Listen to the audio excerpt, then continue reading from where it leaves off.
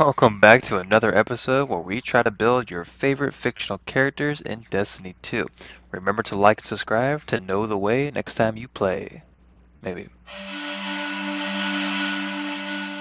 This creation was inspired by the Mandalorian TV show and also a photo that Steven made on Instagram. He made an art picture of the Mandalorian in a Japanese type of drawing, and I really liked it, so I wanted to make it on this. I'll tag his Instagram profile in the description below so you can go check out his art. So this Mandalorian has a cool selection of gadgets and weapons. So to kick things off, we're going to start off with the goals of the build. So first, we got to have a good selection. We got to have flamethrowers, whistling birds, staff, spear thing. And next we need that armor, Beskar steel to keep you safe, but also light enough so you can move. And last, we got to be a heck of a shot to one-hit targets the best that we can.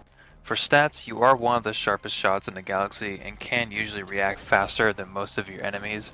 So despite your distant fighting style, you can take quite a beating up close. So resistance is something you want to keep up high, probably to about a 3 at the least and about a 7 at the highest. You really don't need to go over to 100. Recovery should be high. Intellect doesn't need to be high either. You can keep that pretty low. And then strength could be high too, so that way if they get too close, you'll have that charged melee often.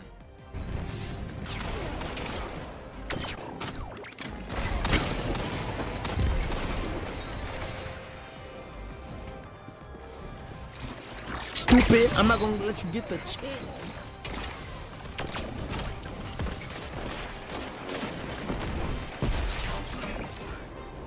This is amazing!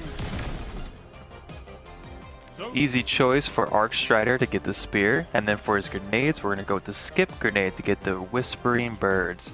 That's a grenade that splits upon impact, creating multiple projectiles that seek enemies. It's perfect, almost. And then personal preference. You can go with top tree, but I've found more success with the bottom tree. Now, if you're going to be shooting people with a one-hit shot to disintegrate them at an atom level, this is the gun. It's beautiful, it's new, it goes with the season. There are seasonal perks that go with this gun. It's perfect. And when you are charged with light, it does even more damage, giving you more potential to do one-hit shots. Just make sure you have high energy fire along with stacks on stacks, and then put on everything else that you can have that charges you with light. When enemies get too close, I like to whip out this sword. It sets them on fire, give them a little spin, and poof.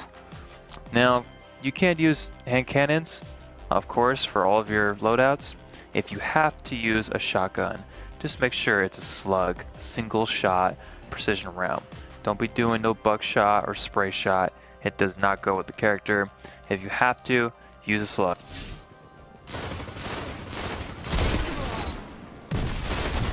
Double down.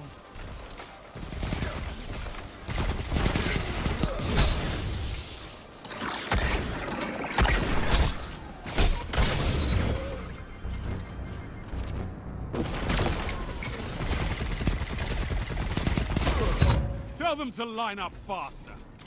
Enemy has advantage. Zone C captured. Zone advantage is yours.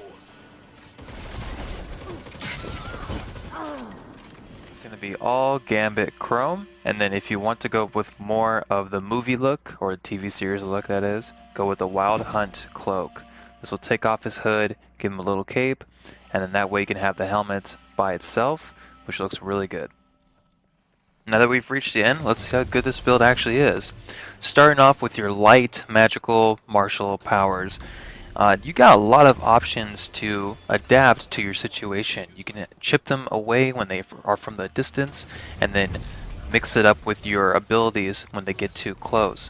Another thing is too, you're doing big damage per shot when you combine your main weapon with high damage fire.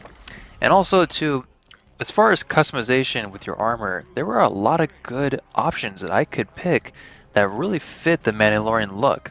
So it was an easy breeze just to get it on. Just looked at a few things and like, hey, this works, this works, this works.